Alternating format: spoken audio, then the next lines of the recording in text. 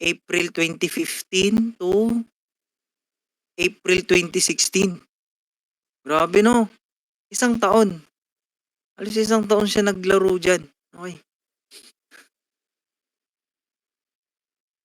Ayan, tignan natin kung magke-create pa siya ng ano. Kasi yung ano nito, yung market structure shift nito is eto na, eto na siya. Ito na yung possible dapat na mag-create siya ng displacement. Kaso nagko-consolidate yung price. So hindi natin alam kung magtutuloy sa baba yan or mag-create ng displacement sa high na yan. Kasi kung i-shift natin yan sa weekly time frame, ito yung ano niya, ito yung recent high niya. Okay? Pero kung, oy, anong nangyari dun? Okay, so nagkaroon ulit siya ng liquidity sweep again. Ayun nga, so still na bearish pa din yung price pag ganyan, okay? Kasi sa katagal-tagal niyang mag-consolidate from April 2015. Salang lumabas nung December 2016 na. Grabeng ano nun. Ayan, so since ano na, wait lang, i-play ko to. Ayan, so kung mapapansin nyo, no, sobrang choppy yung price dito. Okay, hindi natin makita kung saan nakapesto yung market structure shift. Okay, kasi itong recent high na to from the downtrend, hindi man lang siyang nag-create ng displacement. Well, meron siyang displacement dito, kaso lang tumapat siya dun sa price consolidation. Okay? Dapat hangga't maaari dapat tapat siya or meron siyang huge up close candle dito or the down close candle. Okay, dapat meron siyang malaking ano dito, bullish candle, pero hindi niya ginawa. Okay? So here, since choppy yung market dito, hindi naman natin pwedeng gamitin yung ano dito, PD arrays, kasi itong area na to is the distortion niya. So from the word distortion, noisy or noise lang yung binibigay dito, no? So pwede nating siyang hindi gamitin, okay? So ang gagamitin natin lang is yung current na price action. So kung mapapansin nyo, from this high to this low, meron siyang downtrend, okay? Kung mapapansin nyo din, hindi pa siya nagkaroon ng displacement. Ito na din yung mapapansin nyo, no? Nagkaroon lang siya ng liquidity sweep.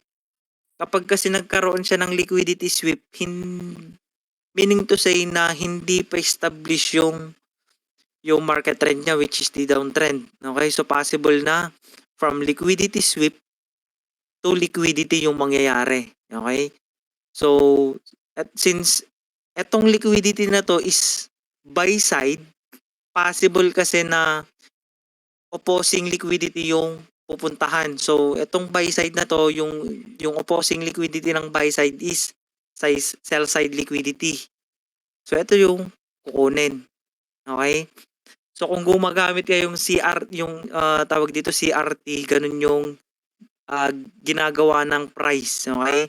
From liquidity to liquidity or yung opposing liquidity ng market yung pinupuntahan, okay?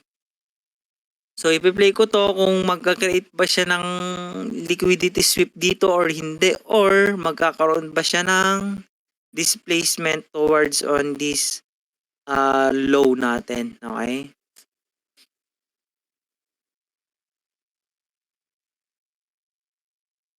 Ayun. So dito, I don't know kung bakit nagkaroon siya ng ano dito, tawag niyan, opening gap or I don't know kung end wog. Well, kapag kasi nagkakaroon ng ganito, merong sudden spike or merong event or arsentane dun sa economy ng Europe. Kasi dito UR/US dito, so maybe merong nagkaroong ano dito development ang economy do'n. Kasi ganito yung nangyari. So bullish yung binigay ni price. Okay? So kapag ganito na, possible na magkaroon na siya ng displacement diyan. Okay? So natakal naman natin yung opening gap kung ano yung ginagawa doon. Okay? So yung opening gap parang ano lang 'yon, parang FVG lang na possible na balikan ni price para i-rebalance. Okay? So ipe-play ko 'to kung magkakaroon ba siya ng rebalance dito. Okay? Well, kung magkakaroon siya ng rebalance dito sa opening gap na 'to, possible na bullish na yung market, or kapag mag-trade below yung price dito sa opening gap, bearish yung market. Okay? So magiging inverted lang yung ano doon, yung scenario doon, no. Same lang din sa fair value gap. Okay? Ayan, so i-play ko 'to kung ganun yung mangyayari dito or magkakaroon siya ng rebalance towards on the consequent encroachment ng opening gap. Okay? So dalawa yung scenario na hihintayin natin.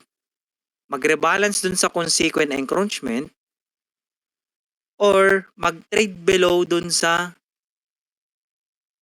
opening gap. Okay? So dalawa yung hihintayin natin scenario. Okay?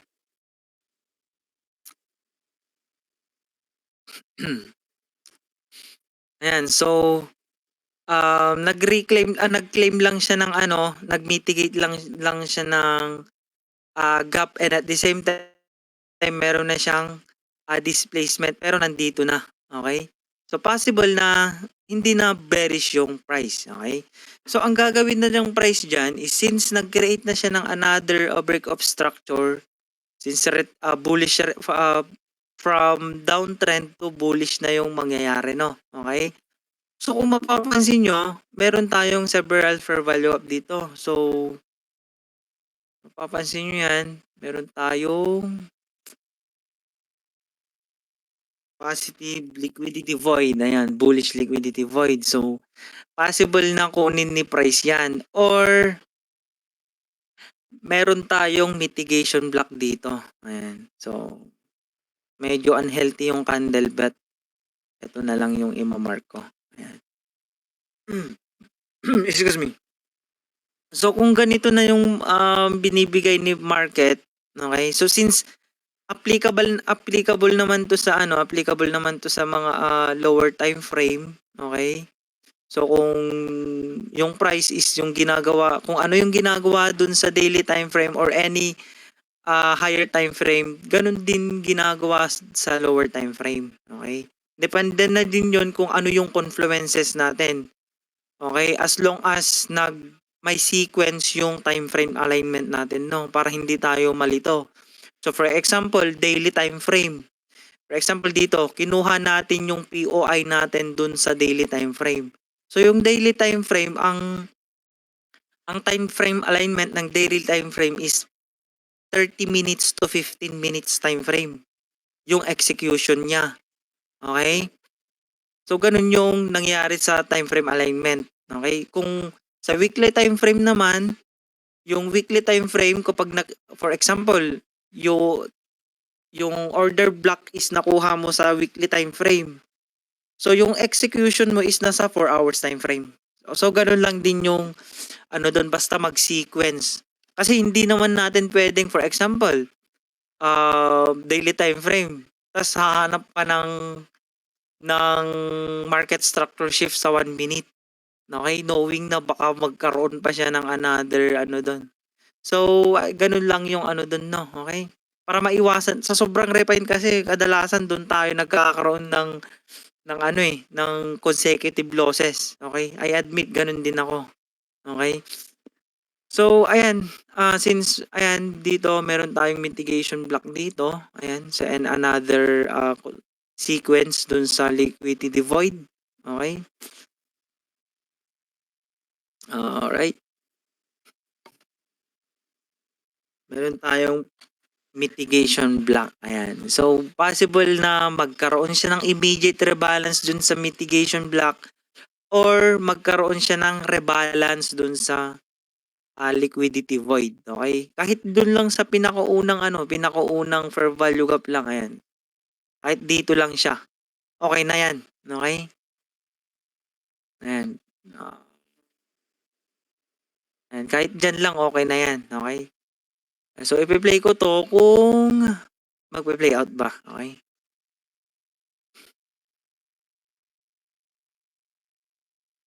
Ayan. So, baka ma-forward run naman tayo dito, no? Okay. Ayan. So, nag-create na naman siya ng another break of structure dyan. Then, displacement. Ayan, no?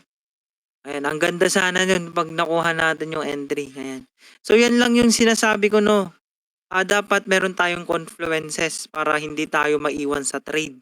Kasi, for example, dito, purely ICT lang, wala tayong confluence. Okay? So, dito tayo maiiwan, okay? Kasi sa akin kasi gumagamit ako ng time base para hindi ako maiwan sa trade, okay? So, kadalasan kasi based on the ICT time-based liquidity, may certain kasi na PDRA or liquidity na kung saan yun yung kinukuha, okay? So, for example, Monday and Tuesday is consolidation. Then Wednesday is the high of the day or low of the day. Then for example, low of the day na yung Wednesday, then I expect na yung Thursday and Friday is the distribution na or the magkakaroon na siya ng trend structure kumbaga, no. So depende na din yun kung ano yung magiging approach natin, okay?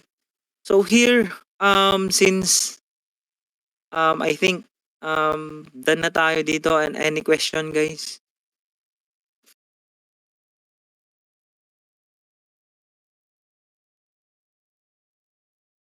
Hello? Any drop? Uy! Norris! Paldo!